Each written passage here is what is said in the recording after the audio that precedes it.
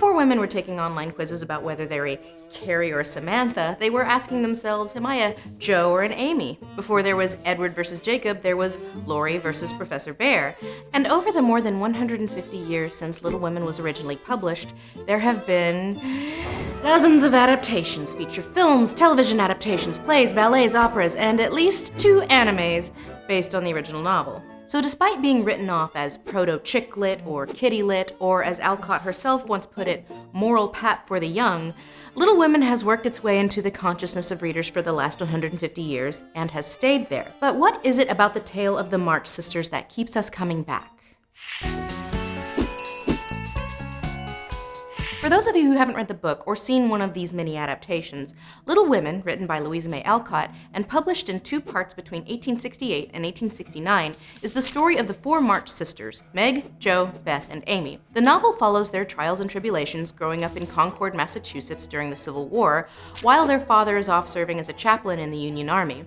They are brought up by their austere and wise mother, or Marmee, and are taught all sorts of empowering lessons about being kind, charitable, intelligent, and loving in the face of hardship.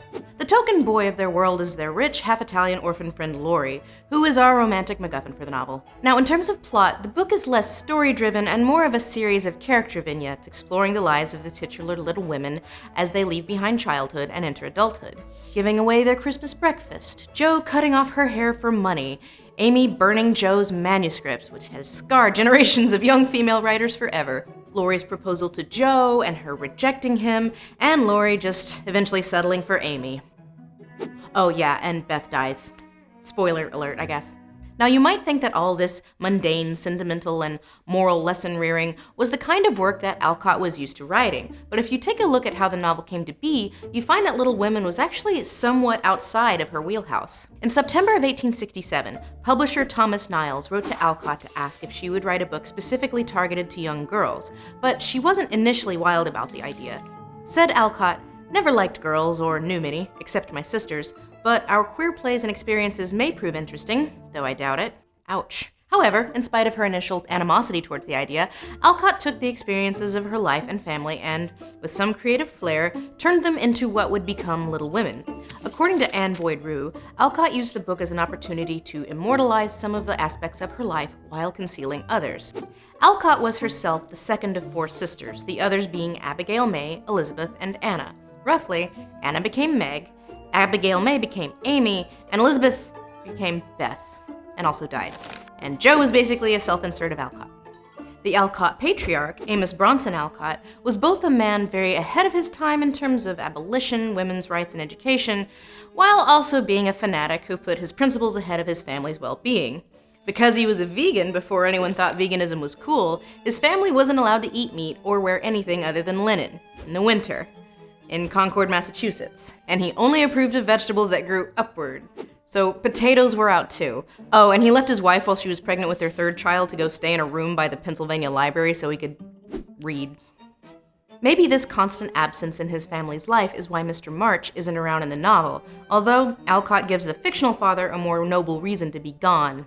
Thanks, Daddy, eh? As the scholar Judith Federley writes, much of the popularity of Little Women, then and now, derives from its embodiment of the cultural fantasy of the happy family, which the Alcotts both were and were not.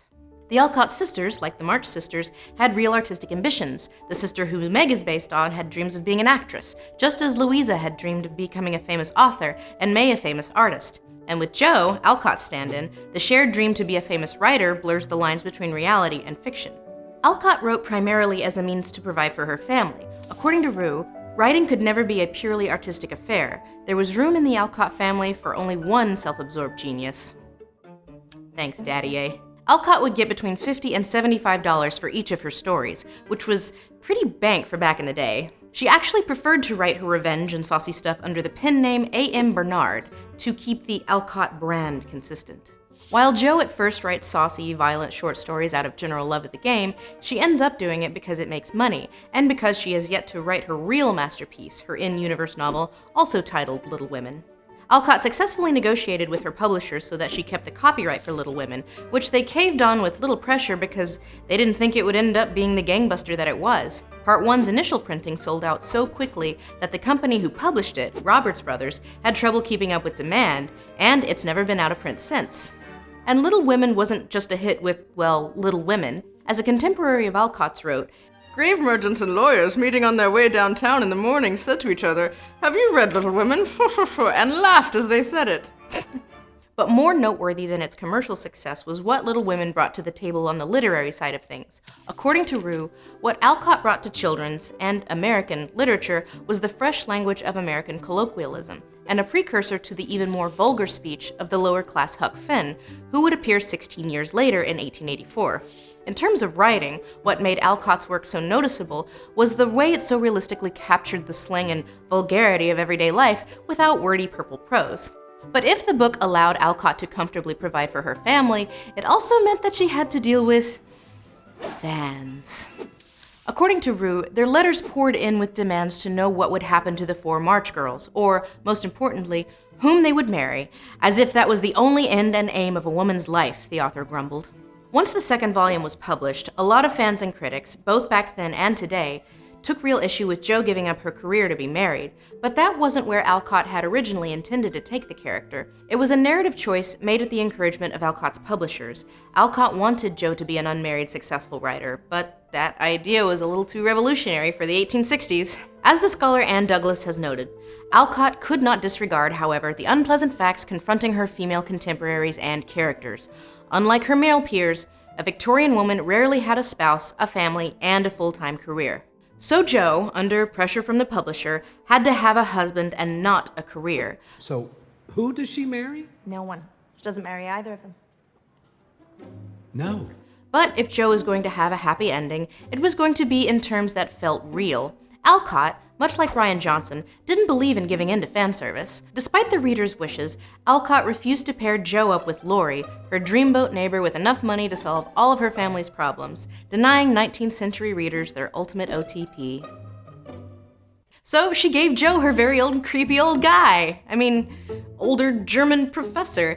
And the film adaptations have been trying to figure out how to make that work for over 100 years. Newer versions deal with it by making him either hot and or younger. So even though the publisher wanted the picture of mid-19th century womanhood filtered through a certain lens, Alcott's personal life is heavily infused into the final product. And that sense of realness is a part of what has made it so enduring. Douglas has called these sisters the only mythic American characters from the Victorian era, unashamedly, believably, actively capable of love, friendship, loyalty, and sheer fun. Rue adds that Little Women was a cultural phenomenon that knew no boundaries of age, gender, or class. Let's unpack that. It is interesting to think that a book about 4 cis-hetero white women has managed to be so universally loved. From the queer readings of Jo to the race-bent adaptations or books inspired by Little Women, it is clear that there is something that connects women across the board with this novel. It's more than just a book about a group of sisters coming of age and getting married, and perhaps it's that the March sisters have the relative freedom to be themselves and feel cherished despite society's constraints. They feel human and tangible with their virtues and vices, while also having the full ability to experience girlhood. For a lot of marginalized people, the girlhood of Meg, Jo, Beth, and Amy may not be relatable, but it is as idyllic, fantastic, and magical as the idea of getting a letter from Hogwarts. For Alcott, the cozy world of the Marches was somewhat distant from her own life of poverty, abolition, and frustration. But there's always a need to return to a place of innocence and freedom, regardless of if it is something you've experienced or not. As times change, we find new ways to express the universal elements in Little Women. And I'll let you finish. Louisa May Alcott was raised to believe that she could be anything she wanted to be, that there were no limits in what women could do, in spite of real-world limitations. Despite her initial concerns, that comes through on the page. Little Women isn't important because it's realistic or a perfect mirror of our world. It is important because it inspired generations of women to be whole human beings. And that is worth revisiting. Although, maybe throw in some adaptations of Zora Neale Hurston, Toni Morrison, Amy Tan, and Isabella Aldante in there for some seasoning. Said to each other, "Have you little women?" and laughed as they said. That was a good take. You're about to get storied.